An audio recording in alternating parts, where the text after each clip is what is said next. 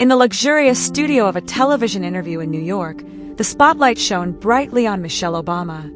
The former First Lady of the United States was in the spotlight, conducting a live interview that promised to address global issues. With her elegant posture and calm voice, she began discussing the political landscape in Africa, specifically mentioning Burkina Faso. Between carefully chosen words, she questioned the leadership of Ibrahim Traoré, the young president of a country whose decisions during the political transition had sparked heated debates. The criticism was direct but not cruel. Michelle highlighted the difficulties faced by the Burkina people and pondered whether the methods adopted by Traoré were truly appropriate for resolving the country's long-standing problems. She spoke about corruption, instability, and the need for greater transparency. Her concern was evident, but there was also an undertone of doubt regarding Traoré's legitimacy as a leader. The cameras captured every word, and the world watched closely. In Burkina Faso, the impact of the statement was immediate.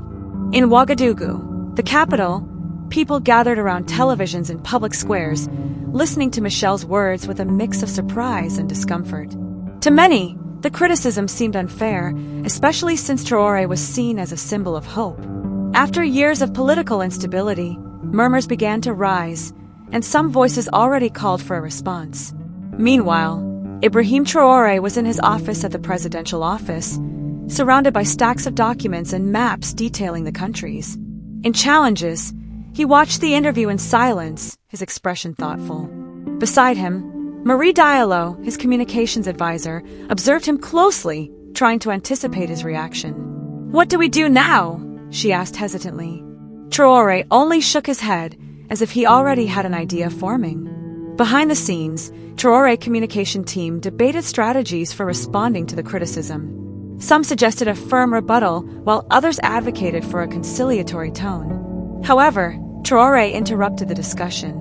"It won't be through press releases that we reach the hearts of our people," he said calmly. "We need to speak directly to them." This decision surprised even his closest allies. Meanwhile, in the United States, Michelle Obama reflected on her statement. Although she knew her words had the power to influence opinions, she also recognized the complexity of the African context. Talking with her friend and collaborator Sarah Collins, she admitted curiosity about Traoré's response. "I hope he doesn't take this personally," Michelle said, revealing a trace of concern. On the streets of Ouagadougou, tensions grew.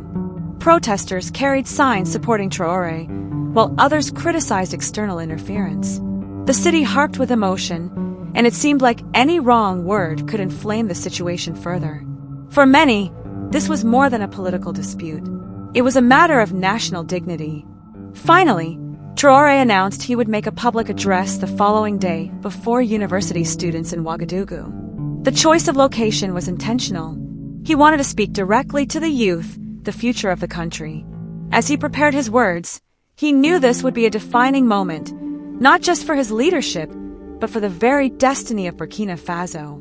The next morning, the streets of Ouagadougou were filled with young people heading to the auditorium where Traoré would deliver his speech.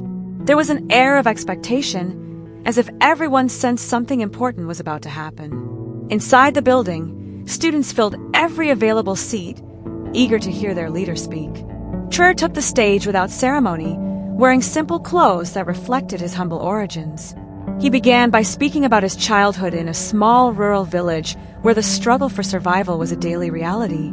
"I know what it means to dream of a better future while fighting to survive in the present," he said, his voice thick with emotion. The audience listened in silence, completely captivated. He then addressed Michelle Obama's criticisms directly. "I don't deny the challenges we face," he declared, "but we also cannot allow our history to be written by those who have not lived our struggles." His words resonated deeply with those present who applauded warmly. Trayor continued, emphasizing the importance of sovereignty and self-determination. Meanwhile, in the United States, Michelle Obama followed the speech via online streaming. She was impressed by the calmness and depth of Traoré's words. Speaking with grace, she admitted she might have underestimated the complexity of the situation. "He is speaking straight from the heart of the people," she remarked, visibly moved. Back in Burkina Faso, Traoré's speech quickly spread across social media. Videos and clips were shared thousands of times, and hashtags like Duke African Dignity and Listen to Africa began dominating digital platforms. People from different African countries expressed solidarity, transforming the speech into a continental movement. However, not everyone reacted positively. International critics argued that Traoré used the speech to divert attention from internal problems. In New York, political analysts debated whether his response was genuine or merely a strategy to gain popularity. Polarization increased, making the atmosphere even more tense. Marie Diallo, Traoré's communications advisor, worked tirelessly to manage the global repercussions. She arranged interviews with international journalists, ensuring Traoré's message was widely disseminated. Despite the pressure, she felt proud of the role she played in shaping an authentic African narrative. As the day progressed, it became clear that Traoré's speech had marked a turning point. He had not only responded to the criticism, but had also inspired millions to reflect on the meaning of dignity and sovereignty. The conflict, however, was far from over. It remained to be seen how Michelle Obama and the international community would respond to the emotional appeal of a leader who spoke from the heart. In the days following Ibrahim Traoré's speech, the world seemed divided. While many in Africa saw his words as a call for unity and self-determination, critical voices from the West continued to question his leadership. In the United States, Michelle Obama found herself in a delicate position. She knew her initial comment had triggered a wave of reactions, but now she felt compelled to reconsider her perspective. In an intimate conversation with Sarah Collins, Michelle reflected on the impact of her words. "Maybe I was too hasty," she admitted as they walked through the gardens of her home in Chicago. "It's easy to criticize from afar, but the reality on the ground is much more complex." Grace agreed, reminding her that international politics always carries nuances difficult to grasp from the outside. "The question now," said Grace, "is how you can contribute to a more constructive dialogue." Meanwhile, in Burkina Faso, Traoré faced growing internal challenges. Despite popular support, he knew he needed to address urgent issues such as security in rural areas affected by armed conflicts and the scarcity of basic resources. During a meeting with his ministers, he emphasized the need to prioritize the people's demands. "Our sovereignty won't just be a beautiful word in speeches," he declared firmly. "We must act to ensure our promises are kept."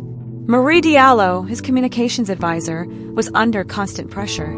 She coordinated efforts to maintain the momentum generated by Traoré's speech, but also faced criticism from opposition groups. During a meeting with local journalists, she was questioned about the lack of concrete progress in certain areas. Calmly, she replied, "Deep change takes time. We're planting seeds for a future harvest." Across the African continent, Traoré's speech continued to inspire debate. In Botswana, a group of university students organized a forum to discuss the themes he raised. Among them was Amadou, a young activist who saw in Traoré an example of resilient leadership. "He showed us that we can own our narrative," Amadou said during the event, receiving enthusiastic applause.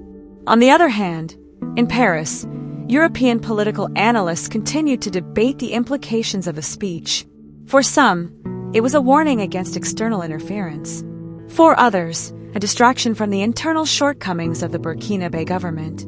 These contrasting views reflected the tension between different visions of development and sovereignty. Michelle Obama, meanwhile, decided to take action. She began organizing a series of virtual meetings with African experts in governance and human rights, seeking a deeper understanding of local contexts. During one of these sessions, she heard moving accounts about the daily struggles of African citizens and realized her initial approach had been limited.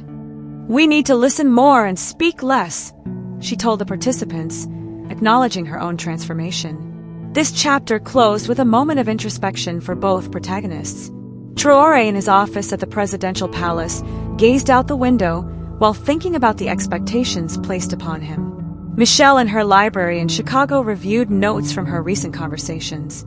Both were on personal journeys of learning, each trying to find ways to build bridges instead of walls. The climax of the story came when Michelle Obama announced she would attend a global conference on leadership and sustainable development held in New York. The event would bring together leaders from around the world, including African representatives. Although Ibrahim Traoré was not physically present, his voice would echo through a pre-recorded video to be shown during the main panel.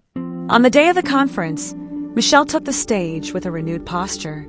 Her eyes shone with determination as she began her presentation. "Today I want to talk about something I've recently learned," she started, referring to the criticism she had previously made of the Faso president.